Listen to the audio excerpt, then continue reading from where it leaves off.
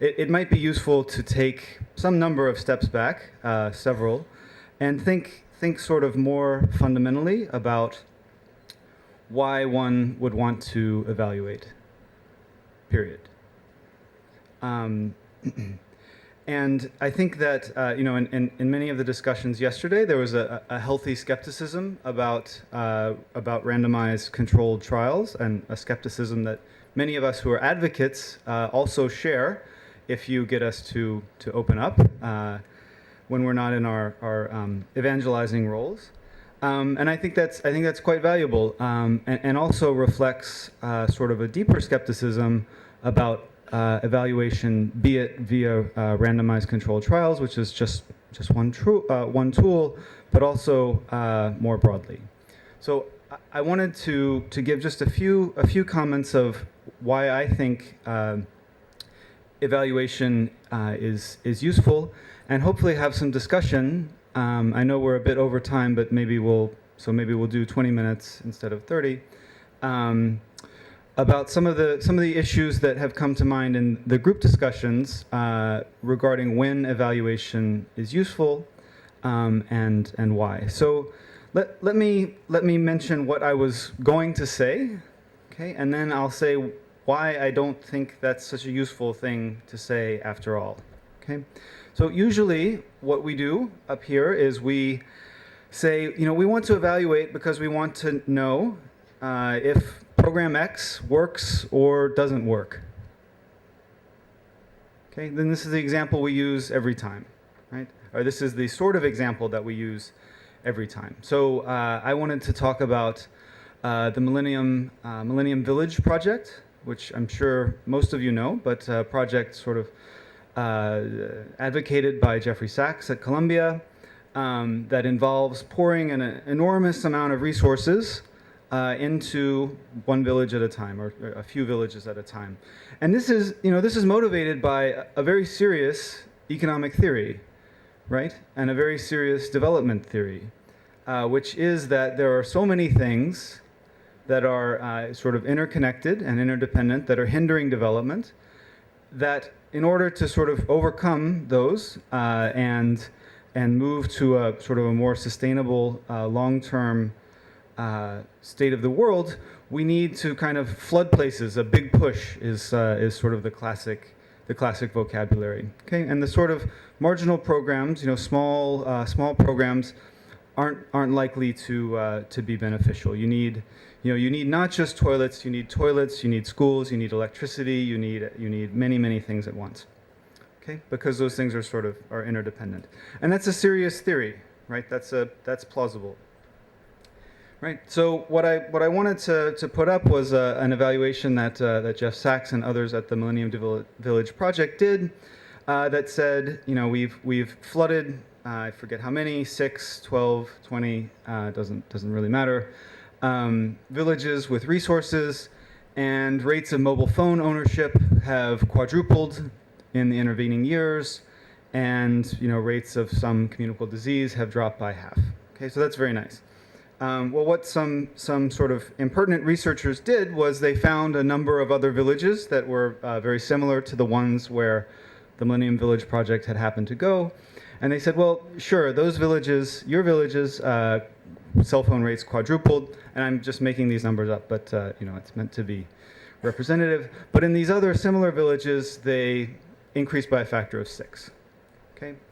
Diseases in your villages dropped by 50%, in these others by 60%. And so this is kind of the classic example that we give where we're trying to say, does program X work or does it not work? All right? And it's quite useful in one sense, right? We're challenging, sort of challenging assumptions, challenging received wisdom, and trying to figure out, does X work or not? But, in my view, it's probably the least interesting and least useful, not to say that it's not useful in some absolute sense, but I think it's one of the least interesting and useful reasons to do evaluations. Okay? Many of you have spent, a large part of your lives, your professional lives, with your programs, and you have a good sense that they work in some sense. And so, for us to say, well, you must check does X work or not. That's got to sort of seem somewhat uninteresting. And so I'd like to propose that evaluation be about not just does X work or not, but that we use evaluation for a number of more interesting and more useful purposes. Okay, so let me give a couple of examples. Right. So the first is when you have some question about your process that you're trying to figure out. Okay, so either there's some so for example, you're trying to take some intervention that's been successful in one context, right, in one setting, and move it to another. So some of my friends from BRAC, we were discussing yesterday and this morning, are interested in taking an extremely successful sanitation intervention set of ideas that have worked extraordinarily well in rural Bangladesh and apply them in urban Bangladesh. Okay, so same country, but a very, very different context, right? So why is evaluation going to be useful in this case? Right? Well, there's a theory of change that that BRAC has that's worked in rural Bangladesh. Several steps, right? Several links in the chain from intervention to outcome. Okay, and those have held up in the context of rural Bangladesh. We'd like to know, does that theory work in a very different context? A context where, as we were discussing just this morning, one major challenge is that of tenancy. Okay, so in slum areas. It's an open question whether or not sort of people will be allowed to continue to settle a year from now, 3 years from now, 5 years from now. Okay, so in the theory of change that leads from intervention on the one hand to outcome, there's going to be several links where we don't know. Okay, we don't know if it'll hold up in this transition from one context to another. And there might be sort of alternative pathways that we would want to investigate, right, that might be better suited to a new context. Okay, so that's one useful, I think more useful and more interesting application for evaluation. All right, and so that's the sort of thing that I hope you're discussing in the small groups. All right, so that's one. I think a second interesting reason to evaluate is when you have a choice to make. Okay, you have sort of intervention A, intervention B. You believe both are sensible, but you have limited resources. You can only do one or the other. Okay, or you can only do one in a certain place. Right? And so you have to decide, which of these is more suitable to the environment in which I want to work. Or, do I want to use intervention A in this sort of place, intervention B in that sort of place, right? And I think an excellent example, which I believe you saw in Professor Jayachandran's lectures yesterday, is that of water treatment, right? So we know that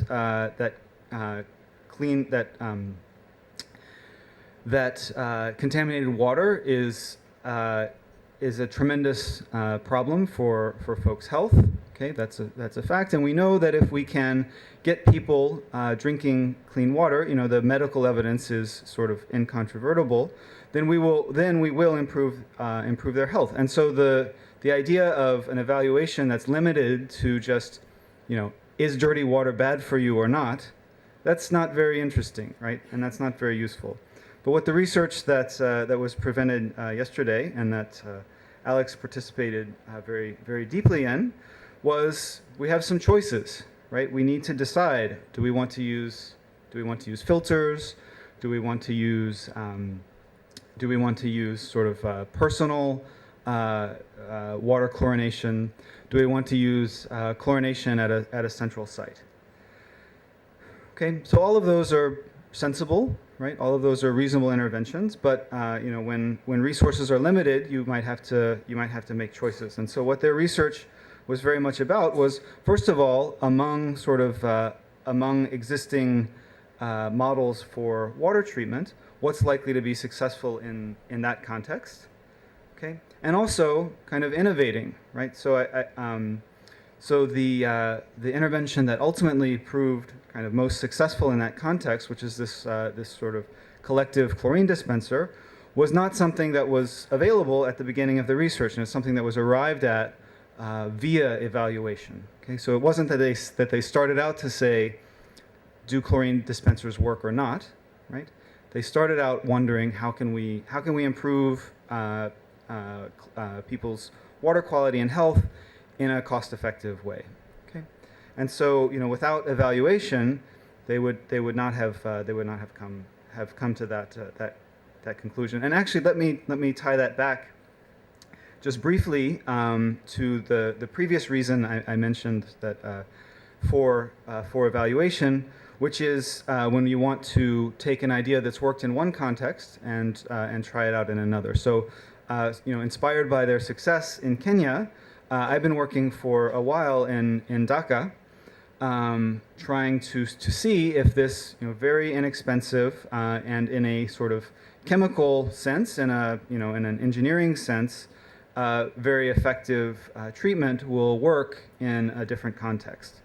Okay, so this is not a question of does X work or not. It's a question of can we take something that works here and use it in another context, and if not, why not?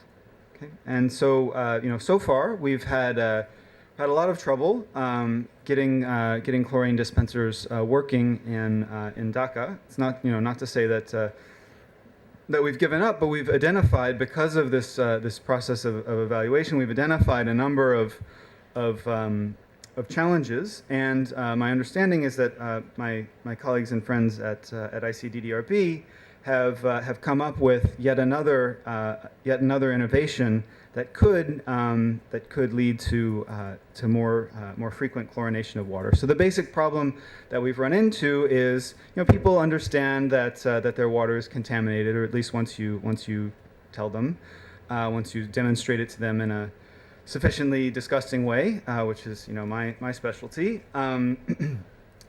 And they know that on some level they know they ought to do something about it. Many people do take a lot of time to boil water, but in principle agree that chlorination is more effective and is sort of something that they ought to do. But there's this barrier. There's this very small but important, well, two important behavioral barriers. One is just sort of remembering to treat their water, remembering to take the time to allow the chlorine to become effective. And then the second is a taste barrier. Okay, so apparently there's this great sort of distaste and unfamiliarity with chlorine, so even someone who understands that this is beneficial is sort of reluctant to use it. So my colleagues at ICDDRB are doing something quite interesting, which is basically embedding the chlorine dispenser into the water pump, and so sort of allowing people to make a once and for all decision. Yes, yes, we will treat our water, and taking away the ability to kind of backslide and say, well, last time it didn't taste that good, and my kid wanted water right away, and I said, no, you have to wait half an hour because this strange person from outside said we need to put these drops in first. Maybe not all that persuasive.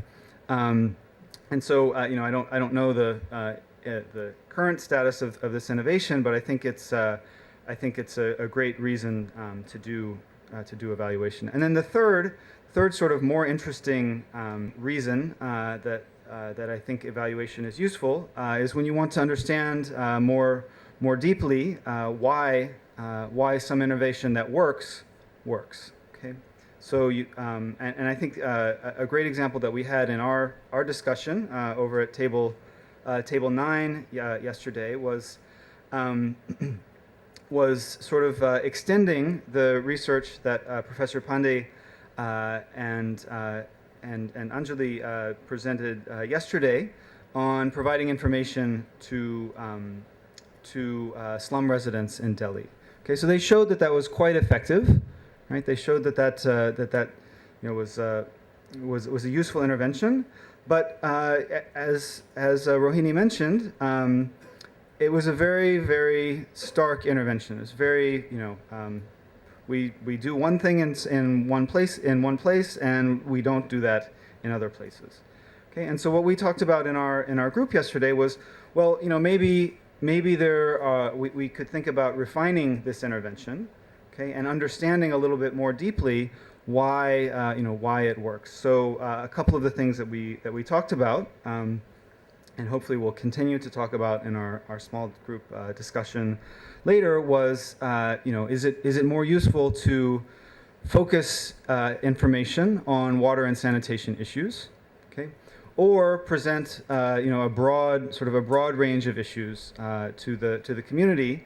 Do we want to evaluate the representatives, the local government agencies, on sort of a narrow, focused set of questions, right, or on sort of general performance? And if you choose one or the other, kind of what are the possible consequences? If you really focus on water and sanitation and the community's right to these basic rights, well, are we sort of better able to achieve those aims? And if so, does that come at the cost of maybe some other important services, public safety, electricity, and so on? So that's one of the interventions that we discussed.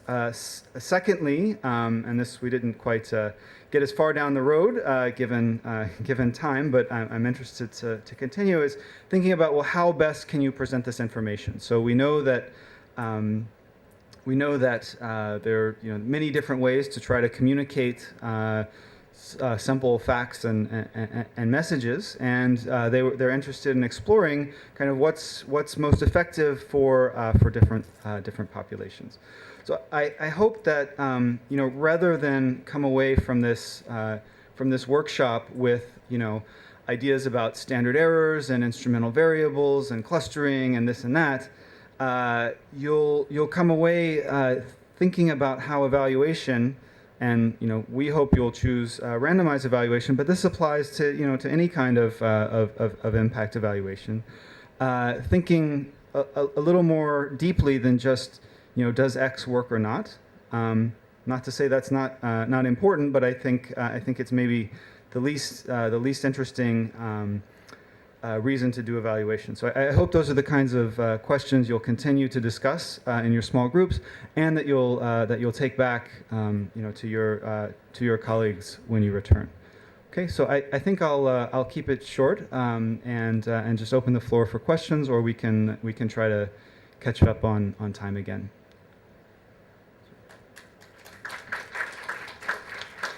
Thanks, Raymond. I just wanted to say I really appreciated that framing, and I think it's very consistent with the spirit within which the Gates Foundation embarked on this project. Even for ourselves, we very rarely use impact evaluation or randomized control trials for accountability. Did our grantees do what they said they would do? We use impact evaluation and support impact evaluation when we have real questions about strategic choices that we have to make.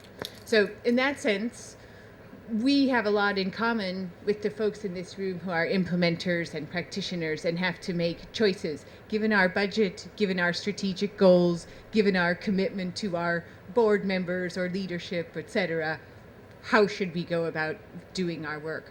So that's exactly the spirit in which we invest in impact evaluation, and it's the spirit that I would hope, as Raymond said, that you consider collaboration in this context. This isn't about does it work or accountability in that sense. It's about innovation and trying things out in a systematic and thoughtful way. So thanks. I thought that was great. Thank you. Okay, so my question's also big picture, and I think it picks up on the last comment. So I think one of the things that I really appreciate both about this event, but also what you've just presented just now, is linking the micro kind of research question to important policy questions and policy issues. And so I think for me that the question that I want to throw out is, where can we take stock of where these really interesting policy questions are? Because I think this can happen at a range of levels. So I think within an organization, if an NGO is looking at doing an RCT, they can speak to their management boards and say, right, what are the interesting questions for us? I think you can take that up a level and say, so of all the NGOs working in a particular country, what are the interesting questions in Sri Lanka or Bangladesh? Or you could literally take it to a super level and look at, right, so globally, what are the really interesting questions? And I sense that at some point, these judgments are already being made when one conducts research to get a sense of, as we're pitching that research question, who's interested in the answer to this. So I think I just wanted to get a sense of what your views were in terms of at what level should we be pitching those questions? And is it that globally we should have a kind of set of research themes, or is it okay to do it at an organizational level?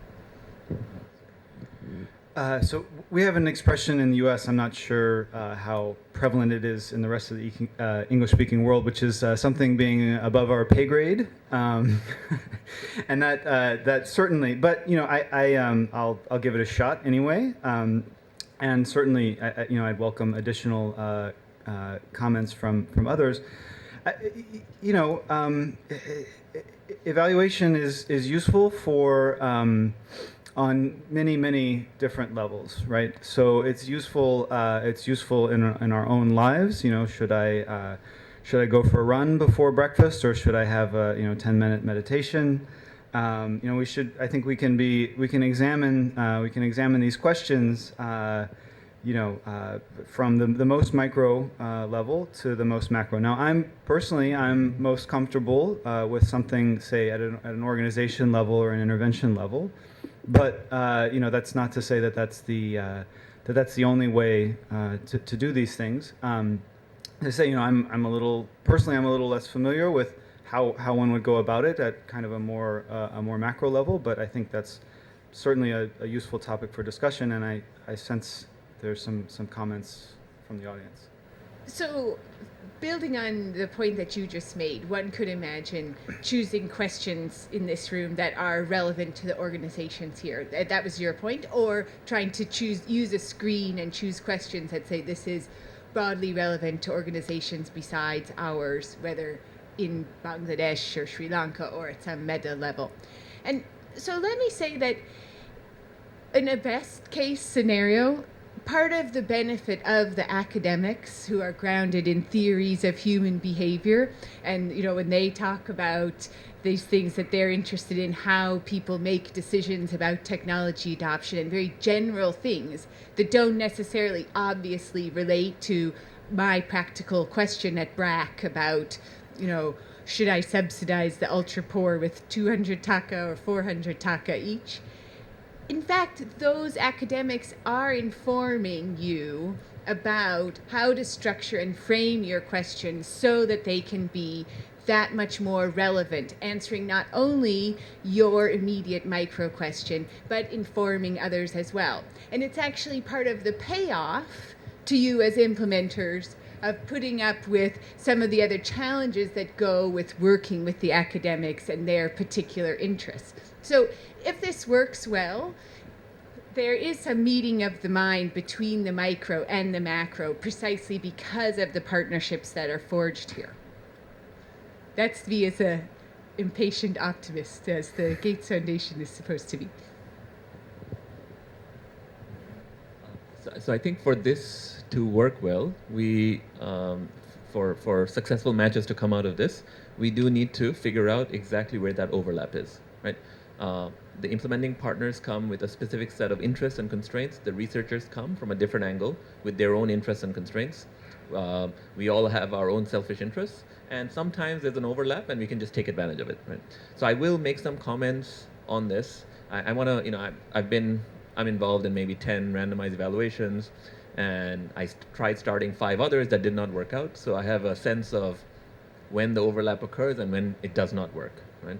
And maybe, so for example, Dr. Khairul Islam, who's our partner for one of these 10 randomized evaluations, before we started, there were some concerns, right? But after we started and we had discussions, we were able to allay some of those concerns and figure out where there's an overlap, where we both benefit from engaging in this. But before I talk about in general terms on that, I'd like to use the time that we have here. So if they're based on the presentations you've heard for the last day and your small group discussions, from the practitioner side, if there are specific concerns that you have, I'd really like those to be publicized now so that we could try and think through in a group setting. Because likely if you're having those concerns, given your institutional constraints, that other people are having those concerns as well. So for example, maybe you're convinced that evaluation is good for you, but you still have to go back and convince other people in your organization, both maybe below you who are working at the field level or above you who have to make strategic decisions, okay, on why we should be doing this, right?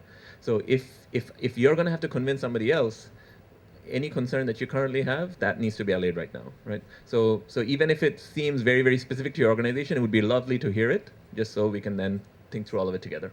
Small comment to reinforce these ideas of an example I used yesterday, and I used that not because it's the paper I like it the most of my papers, but because I think it goes to this issue of collaboration between academics and organizations. So if you remember, I presented this evaluation of the slum upgrading houses in Latin America, and the organization, basically I evaluate exactly what they were doing, and that was not the thing I was most interested to do, right?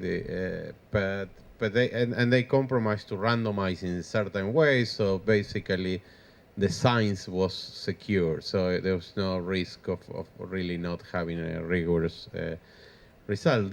But as a result of not finding the effects they were expecting, now they are changing the design and into an innovative solution to provide water in slums, and then it opens the possibility to rethink of research questions that hopefully will be of interest to both parts. So I think that's basically where we're trying to go. Let's take all 4 questions together, if there are particular concerns, and then I'll write them down, and Raymond will as well, and then we can try to address them jointly. Okay, mine is really concerned, and first of all, let me say thanks to JPAL, Bill Gates, and Foundation for inviting us here, and it has been, a very excellent, interaction. Of course, it's always nice for us practitioners and the academics, to meet, because we as practitioners are always busy running around. Thinking that we want to save the world, and and we don't really take time to, stand back, and think about what we are doing, and every day is, is crisis over crisis. To interact with you all is to really give us time to think about what we are doing and how we are doing it, and whether really we are really achieving the objectives that we have outlined, in our various proposals. Because we most times write these beautiful proposals, and and then at the end of the day, we are stuck, and in the implementation. My only concern, in interacting with academics, in fact, this was my reason why after my PhD, I didn't go to the university. I decided to, to work in the field, is that I want, to have outcomes, of the program areas that, that I'll be sharing, that, can be useful, to, as evidence, for the future. Because, I don't want us to arrive at outcomes that are so academic that cannot be taken forward. That's, that's only my, my concern. And of course, some of us all here will have to go back, again, to really convince our managers that yes, USI is a very good initiative, and I would think that yes, we can, we could partner, in some of the issues that we know that have already, thought of, that have been really been bothering us as an office and as an organization here in Sri Lanka. That's all. I'm not sure. I mean, when we are talking about this practitioners and academician or evaluators, probably one important stakeholder that we are not discussing is the lending institution or the funding or the donor institution. And if you look into some of the big projects with large scale, which are usually funded by those lending institutions or UN bodies or bilaterals, I mean, those are being designed by, quote unquote, a design team comprising of experts from different part of the world who are being flying into the countries for the first time or second time in the country and gives magic solutions which the program people, I mean, try to struggle, but these are the experts. And what happens is on the very next year, the same institution will bring another set of experts to review, and they immediately keep changing the log frame. And I can cite 2 to 3 examples here with 100 million reach or 30 million people to be reached, how many times those, and the funding agencies is still in this room, yeah? So the point I want to make is that without that important stakeholder to be convinced, I mean, for you and I, probably with $100,000 or $200,000 projects, it's okay. But when we want to do things in larger scale and really want to hit poverty in a country, if we don't include that phenomenon and that funders and donors, I don't think, we'll be doing things in a small and beautiful way, but not really to impact the millions.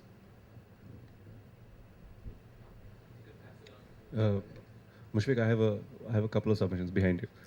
Yeah, so my name is Srikant, I'm from Janagraha. So I have 2 submissions to make, something which I've discussed with the BMGF team and a couple of others here. At Janagraha, we don't work on sectors. So since we don't try and fix a sanitation problem, but we try and answer the question on how to fix the problem at a slightly meta level. So in a manner of speaking, we work on horizontals like community participation, transparency and accountability, governance reforms and things like that, rather than sectors.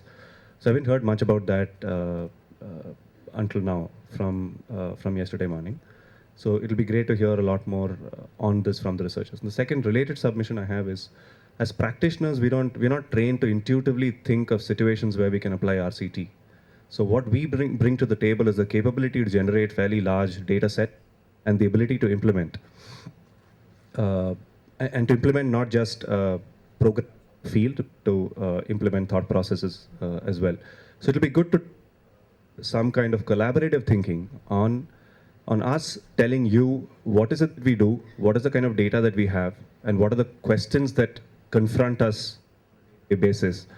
And for you to tell us what are the possibilities that exist in applying RCT in these situations. I think the other thing is thinking about, and I think a lot of our leaders have been at this for 10, 20, 30 years. They feel like they can see it quickly and they don't need an RCT to tell them if it's working or not. And I think the other thing, sort of like at a more meta level, is this theory of change. How do you change the world? And I don't think we operate on a gold standard, and I don't think most people do. I don't think policymakers do. I don't think donors do. And so even this idea that if we produce particularly rigorous evidence that something works, that will lead to change in a faster or more scaled way than just telling other people what we're doing and showing them kind of the demonstration. Thank you. I'm Kusum from Sri Lanka, and I am a researcher or a practitioner, depending on what I'm doing. I used to teach university. I still do a lot of research, but I'm very much as a practitioner. Now, I must tell you, I came here more of curiosity, because I feel that, and now that I've stayed 1.5 days, I feel that, I'm more justified in my curiosity. What I do appreciate very much is that interaction between researchers and practitioners, because here in our activity, we bring together public servants from the government, elected representatives, community groups, and academia. We hardly ever do an activity where we don't pull in all this paper. But I'm also a little curious, that, or maybe skeptical. Why is it that we have to look at RCT so much in detail maybe upfront in this activity, maybe sometime down the line. But here I feel that it is, we are giving a little more prominence that is needed. This is with, not to disparage the academicians' achievements, but as a practitioner, I think that I have bigger problems. So as a researcher, yes, I would be very interested. But in the end, it is what I do as a practitioner which is going to impact on larger groups.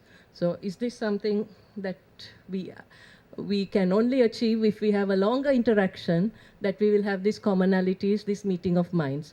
Because yesterday in my group, what I felt is that, with this little bit of interaction, how can I go and find a partner who is interested in what I'm doing?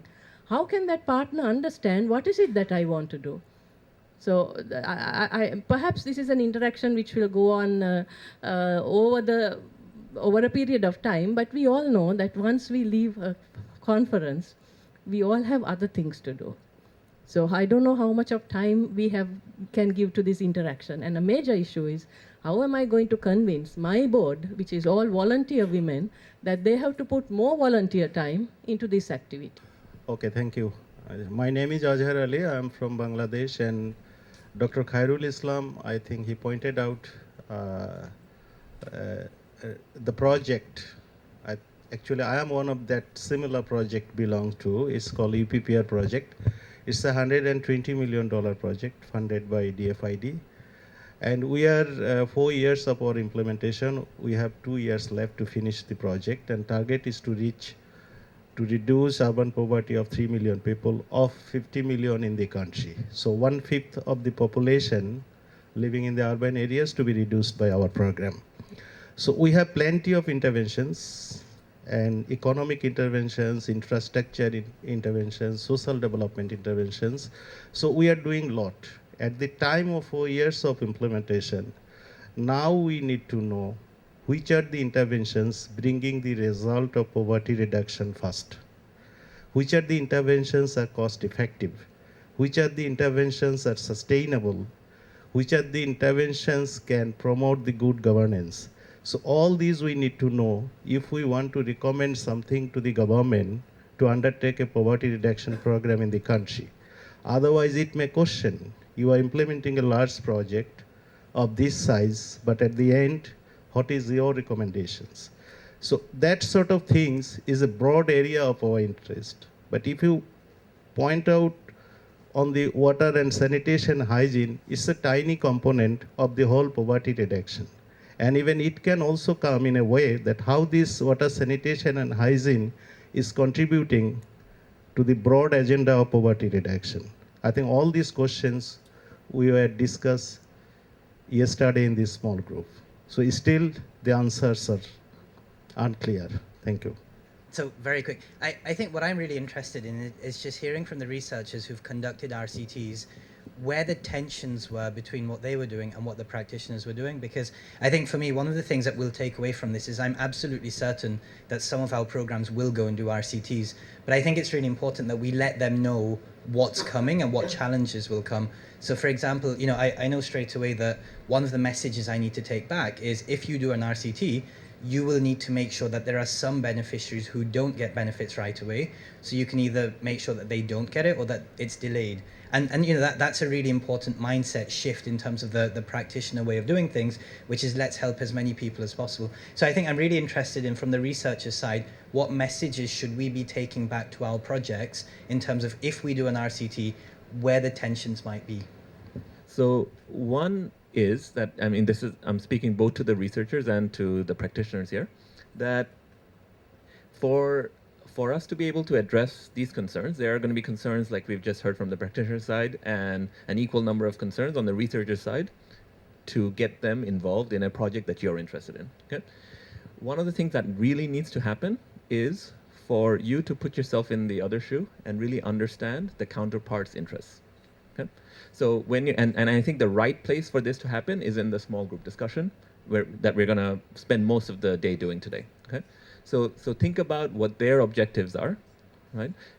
So for example, for the practitioner side, I can tell you what researchers' objectives are because I am one, right?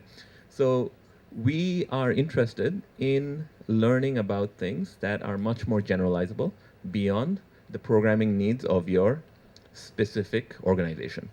Okay, we would want to do the research, we want to ground it in your programming, right? But design it in such a way that the other organizations sitting in this room also benefit from those lessons, okay?